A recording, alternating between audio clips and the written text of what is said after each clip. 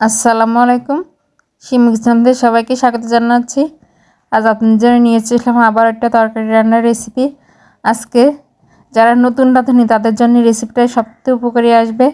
যারা একেবারে রান্না করতে পারে না তারা যদি আমার রেসিপিটা ফলো করে রান্না করেন তাহলে আপনাদের রেসিপিটা হবে অনেক অসাধারণ।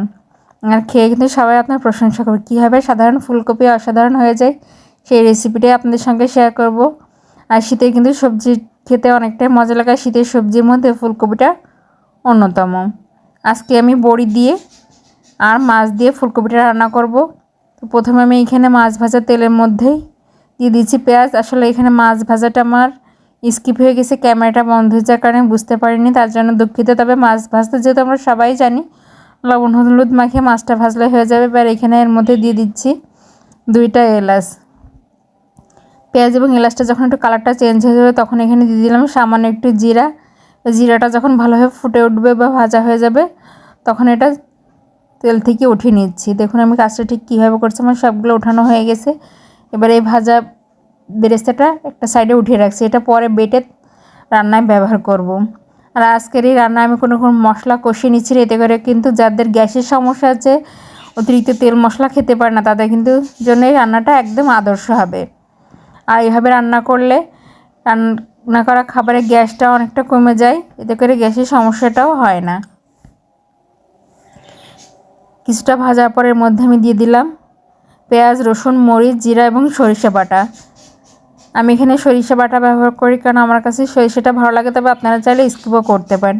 এবার এই সব কিছু এর সঙ্গে ভালোভাবে নেড়েচেড়ে একটু মিশিয়ে নিচ্ছি। এবার এর মধ্যে দিয়ে দিলাম ধনে গুঁড়ো, হলুদ গুঁড়ো আর স্বাদ অনুযায়ী লবণ। এ পর্যায়ে আমার কারেন্ট চলে যাওয়ার কারণে ভিডিওর সুন্দরটা আপনারা একটু ভালোভাবে দেখতে পারছেন না, লাইটটা কমে গেছে, এই জন্য আমি আন্তরিকভাবে দুঃখিত।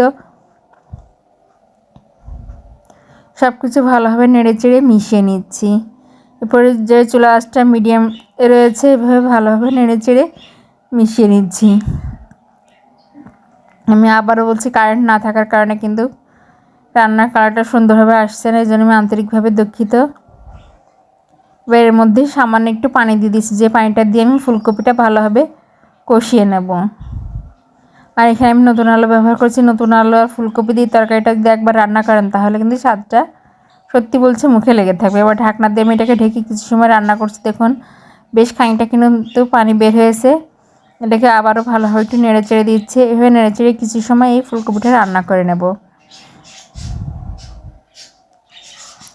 এটা রান্না হতে কিন্তু খুব বেশি সময়ের প্রয়োজন হয়নি রান্নাটায়। দেখুন ফুলকপির যখন পানিটা অনেকটা কমে গেছে, ফুলকপিটাও ওটা সেদ্ধ হয়ে গেছে, তখন আমি আগে থেকে ভেজে রাখা কুমড়ো বড়িগুলো দিয়ে দিচ্ছি। তবে এটা অপশনাল, আপনারা চাইলে বড়িটাও স্কিপ করতে পারেন, শুধু মাছ দিয়ে এটা রান্না করতে পারেন। আর আজকে আমি এখানে বিলের জিএল মাছ দিয়ে বা শিং মাছ দিয়ে এটা রান্না করছি। আপনারা চাইলে অন্য যে কোনো মাছ দিয়ে এটা রান্না করতে পারেন। বড় মাছ দিয়ে এইভাবে যদি আপনারা রান্না করেন তাও কিন্তু খেতে অনেকটা ভালো লাগবে। আমি সব কিছু ভালোভাবে মিক্স করে নিয়েছি। এবার এর মধ্যে দিয়ে দিচ্ছি পর্যাপ্ত পানি। এটা কিন্তু কষানো হয়ে গেছিলো। এবার এখানে আমি ঝোলের জন্য পানিটা দিয়ে দিয়েছি। যখন পানিটা ভালোভাবে ফুটবে তখন এটাকে আলতো করে একটু নেড়ে দিতে হবে। এ পর্যায়ে কিন্তু সাবধানে নাড়বেন, কারণ ফুলকপিটাই সিদ্ধ হয়ে গেছে, নাড়তে গেলে কিন্তু ভেঙে যেতে পারে। একটু নাড়াচাড়া করার পরে এখানে আমি ভেজে রাখা সেই মাছগুলো দিয়ে দিচ্ছি। আমি আবারও বলছি, আমি আজকে ছোটো মাছ দিয়ে করছি, আপনারা চাইলে বড় মাছ দিয়ে রান্নাটা করতে পারেন। আমি কিন্তু বড় মাছ দিয়ে রান্নাটা করে থাকি। এটা দিয়ে ঢেকে কিছু সময় রান্না করব। এ পর্যায়ে আপনারা লবণটা চেক করে দেখবেন, লবণ কম থাকলে লবণটা দিয়ে নিতে পারেন। এ পর্যায়ে যখন এরকম ঝোলটা কমে যাবে তখন আমরা আগে যে পেঁয়াজ, এলাচ এবং জিরা একসঙ্গে ভেজে রেখেছিলাম সেটা কিন্তু আমি বেটে নিয়েছি। এই বাটাটা এবার এর মধ্যে দিয়ে দেব। এই বাটা মশলার জন্যে কিন্তু এই রান্নাটা খেতে অসাধারণ টেস্ট হয়, অবশ্যই এটা দিতে হবে। এটা ছাড়া কিন্তু রান্নাটা কখনোই টেস্টি হবে না। এটা দিয়ে ভালোভাবে নেড়েচেড়ে একটু মিশিয়ে 2 মিনিটের জন্য ঢাকা দিয়ে রান্না করে নেব। 2 মিনিট পরে এটা আমি চুলা থেকে নামিয়ে নেব। আর এই রান্নাটা ঝোলের পরিমাণটা একটু বেশি রাখতে হবে, কারণ ঠান্ডা হওয়ার পরে বড়িতে কিন্তু অনেকটাই ঝোলটা টেনে নেবে। দেখুন আমার রান্নাটা হয়ে গেছে। আর দেখুন এই মশলাটা দেওয়ার কারণে রান্নার কালারটা কিন্তু অনেকটা সুন্দর এসেছে। এবার এটা আমি পরিবেশন করে নিচ্ছি। দেখুন এখন দেখেই বোঝা যাচ্ছে যে তরকারি কালারটা ঠিক কতটা সুন্দর হয়েছে। আশা করছি আমার আজকের এই রেসিপিটি সবার খুব ভালো লেগেছে। আর ভালো লাগলে প্লিজ আমার চ্যানেলটি লাইক, শেয়ার এবং সাবস্ক্রাইব করবেন। আর যারা ভিডিওটি ফেসবুক পেজ থেকে দেখছেন প্লিজ পেজটি লাইক এবং ফলো দিয়ে পাশে থাকবেন। ধন্যবাদ।